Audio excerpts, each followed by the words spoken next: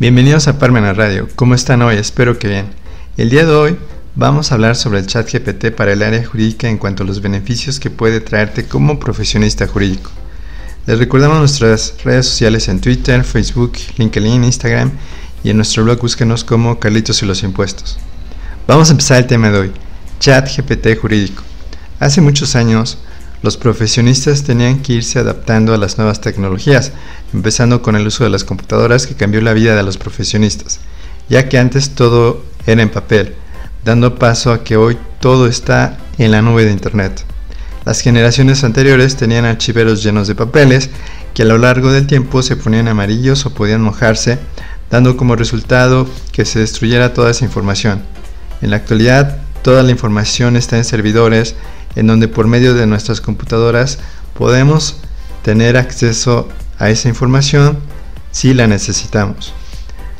Así se dio el paso del tiempo con el uso del Internet, los navegadores que actualmente usamos como el de Mozilla y Chrome principalmente.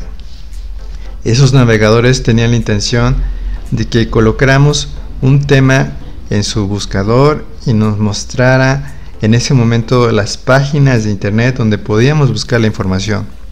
Ese uso que le dábamos a las computadoras con el inicio del Internet fue increíble porque podías ingresar a información de todo el mundo en instantes. Así usábamos el Internet en esos años, hasta también en la actualidad, pero principalmente en la década de los 80s, 90s y hasta nuestros días. En ese entonces, a lo que nos enfrentábamos era que entrábamos a la página de Internet y debíamos verificar que la información fuera cierta, ya sea consultando alguna cita que ahí se marcara, o teníamos la obligación de ir a alguna biblioteca para comparar esa información que nos brindaba Internet. Ese era nuestro trabajo antes de presentar la información en la escuela o trabajo, para que tuviéramos éxito en nuestras investigaciones.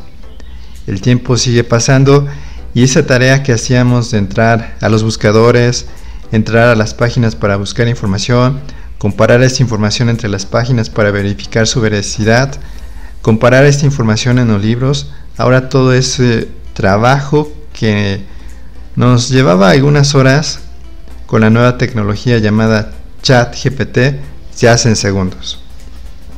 Así es, en segundos puedes hacer tus investigaciones, corrección de textos, traducción de textos, por lo que esta llamada inteligencia artificial es algo que beneficia a los profesionistas y también a las investigaciones. Pero, aunque haga todo el trabajo de investigación en segundos, debemos todavía verificar toda la información que nos proporciona, como le hacíamos antes cuando visitábamos los navegadores y teníamos que entrar a las páginas para comparar la información que íbamos obteniendo. Para los estudiantes de nivel elemental puede ser un beneficio o perjuicio, porque en segundos harán sus tareas donde solo tendrán que copiar y pegar sin reflexionar los textos que la inteligencia artificial muestra de manera instantánea. Cuando fui estudiante en la universidad, aunque sigo siendo estudiante de manera continua, en educación continua, lo más difícil es lograr que tus textos tengan un valor en cuanto aporten algo a las personas que lo lean para lograr aportar conocimientos a la persona que te hace favor de leer. El ChatGPT es increíble porque consta de 3 partes. La primera, su base de datos que está actualizada hasta 2021. La segunda parte es que el chat puede tomar un rol, es decir, puede contestar como doctor, como abogado o estudiante. Y la tercera parte de la sección donde podemos poner nuestras preguntas. Como les mencioné anteriormente, antes, en las décadas anteriores, nos sorprendió el Internet con sus buscadores y páginas web, que se nos hacía increíble usarlo en las computadoras de escritorio o portátiles, pero ahora da paso a esta inteligencia artificial llamada ChatGPT, que hace todo lo anterior desde la misma página web por medio de un chat.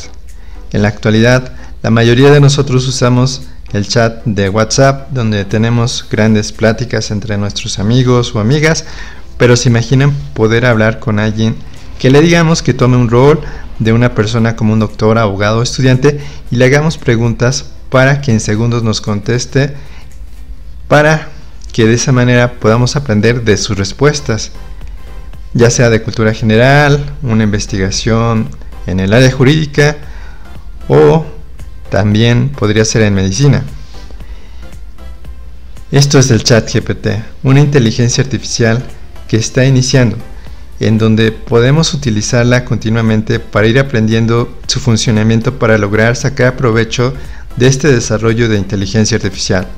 La creación se dio por parte de una compañía de nombre OpenAI, que desarrolló estos algoritmos que pueden guardar textos en donde con una pregunta en el chat pueden ser presentados en el chat que se hizo la pregunta. Sin duda, el tiempo pasa y todo cambia, en donde nos toca a los profesionistas, estudiantes o usuarios generales adaptarnos a las nuevas tecnologías para su uso correcto y también para que haga más eficiente nuestras vidas, en este caso la vida de los profesionistas y estudiantes, donde será nuestra responsabilidad revisar la información que emita el chat GPT. Vamos a comerciales y regresamos. Ya regresamos.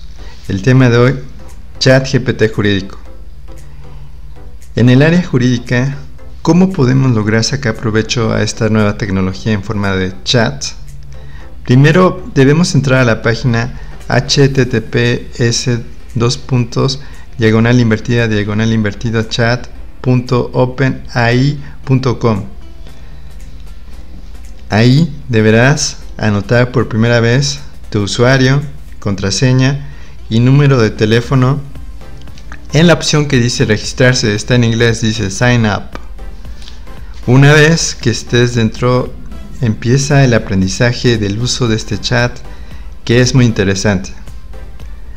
Vas a sentir la emoción de cuando fue, por ejemplo, tu primera vez usando un navegador web. Para empezar, el chat está compuesto de 3 partes: su base de datos hasta 2021, el rol que puede tomar el chat indicándole que se comporte como un asesor jurídico, doctor, estudiante, plomero, para que de esta forma dé mejores respuestas, y por último el usuario que escribe la formulación de su pregunta en la cajita de hasta abajo habilitada para esta finalidad. Por ejemplo, si quisiéramos saber los casos emblemáticos en sentencias sobre derechos humanos, deberíamos formular el siguiente texto en el cuadro blanco que está en la parte de abajo. El texto que deberíamos escribir sería: actúa como abogado, le estamos indicando el rol que debe tomar, y busca las sentencias más emblemáticas en derechos humanos. Vamos a hacer el ejercicio en el chat a ver qué nos contesta. Copiamos y pegamos nuestra pregunta en la parte de abajo que está habilitada en un cuadro de texto blanco, si es que la formulamos en otro programa como sería el de Word. Vamos a ver qué dice la respuesta que nos dio. Como modelo de lenguaje basado en inteligencia artificial, puedo proporcionar información general sobre casos emblemáticos relacionados con los derechos humanos. Sin embargo, no tengo acceso directo a una base de datos de sentencias actualizada, ni puedo realizar búsquedas en Internet en tiempo real. Aún así, puedo mencionar algunos casos destacados en la historia de los derechos humanos que han sentado precedentes significativos. Ten en cuenta que mi conocimiento está actualizado hasta septiembre de 2021 y puede que haya casos más recientes desde entonces. A continuación, se presentan algunos ejemplos notables. Después nos pone los ejemplos, pero nos los pone de varias partes del mundo, ya que en nuestra redacción no especificamos México. Vamos a ver qué nos pone. Caso 1, Brown contra Board of Education, 1954. Esta sentencia de la Corte de la Suprema de los Estados Unidos declaró la segregación racial en las escuelas públicas es inconstitucional, sentando las bases para el movimiento de derechos civiles en los Estados Unidos. Después nos da el caso Roe contra Wade, 1973. la Corte Suprema de los Estados Unidos dictaminó que las leyes que prohíben el aborto violan el derecho constitucional a la privacidad de una mujer, estableciendo un precedente importante en el ámbito del aborto, y ya después nos presenta más casos.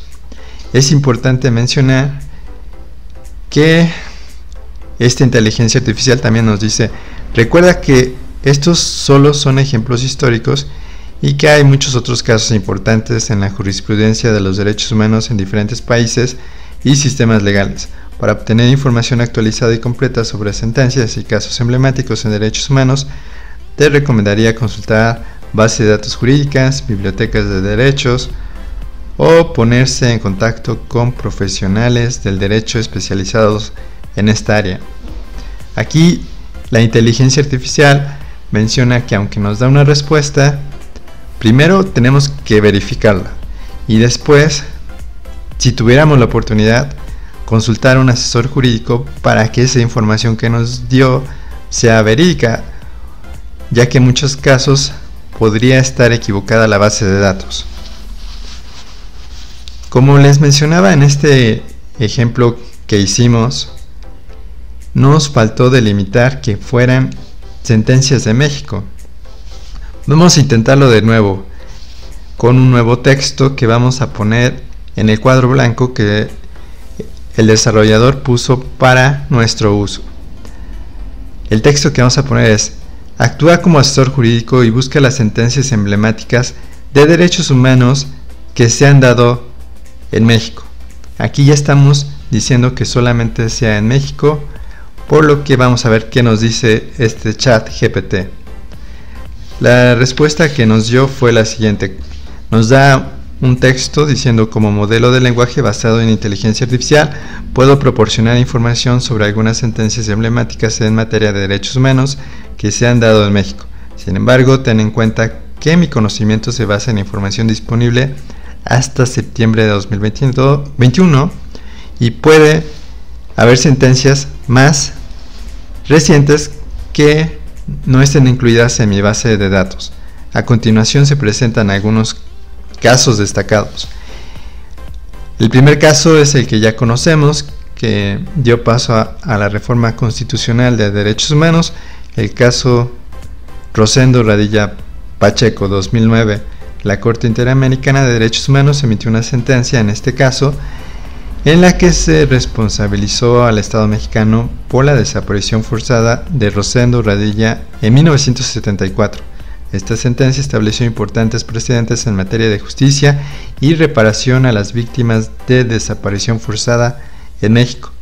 Después sigue el caso Campo Algodonero 2009.